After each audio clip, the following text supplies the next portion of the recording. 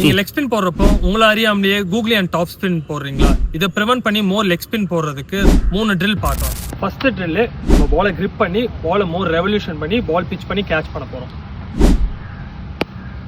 So என்ன பண்ணோம்னா பாலை நல்லா தூக்கி போட்டு ரிட்டர்ன் உங்ககிட்டயே கேட்ச் பண்ணணும். செகண்ட் ட்ரில் சைட் ஆன் பொசிஷனில் பேரலாக உட்காந்துட்டு பாலை மோர் ரெவல்யூஷன் பண்ணி பாலை த்ரோ பண்ண போகிறோம்.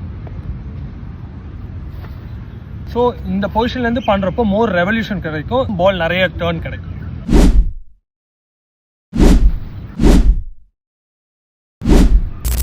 தேர்ட் ட்ரில் வந்து நீல் டவுன் பண்ணி bowling arm யூஸ் பண்ணி மோர் ரெவல்யூஷன் பால் இருக்கும்.